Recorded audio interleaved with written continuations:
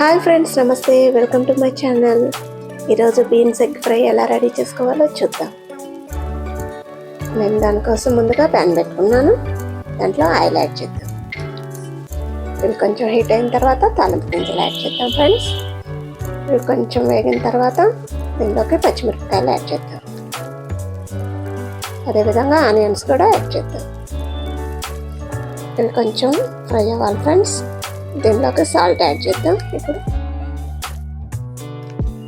Okay, ఇవి కొంచెం mix చేసుకుందాం. దీనిలోకి కరివేపాకు కూడా యాడ్ చేద్దాం. అదేవిధంగా అల్లం వెల్లుల్లి పేస్ట్ కూడా యాడ్ చేద్దాం.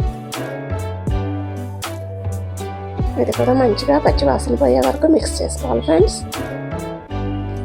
దీనిలోకి ఇప్పుడు మనం బీన్స్ యాడ్ చేద్దాం. నేనైతే 1/2 kg బీన్స్ తీసుకున్నాను ఫ్రెండ్స్. నీట్గా కడిగేసుకొని చిన్నగా కట్ చేసుకున్నాను. ఇవి బాగా మిక్స్ చేసుకుందాం.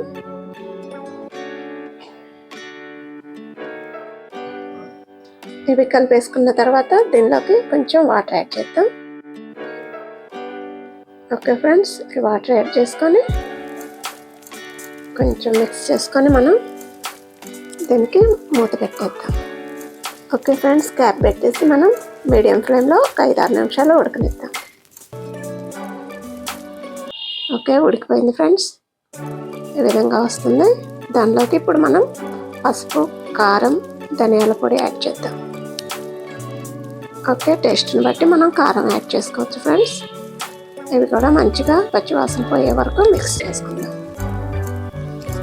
ఓకే ఫ్రెండ్స్, ఈ విధంగా మిక్స్ చేసుకుందాం. ఓకే, సరిపోతుంది ఫ్రెండ్స్. దీనిలోకి ఇప్పుడు మనం ఎగ్స్ యాడ్ చేద్దాం.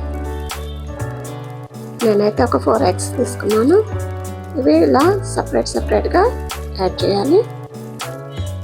ఇలా యాడ్ చేసిన తర్వాత ఒక 5 నిమిషాలు మూత పెట్టి ఉడకనిద్దాం. ఓకే ఫ్రెండ్స్, చూద్దాం ఎలా ఉందో. ఓకే, ఈ విధంగా సెట్ అయిపోతుంది.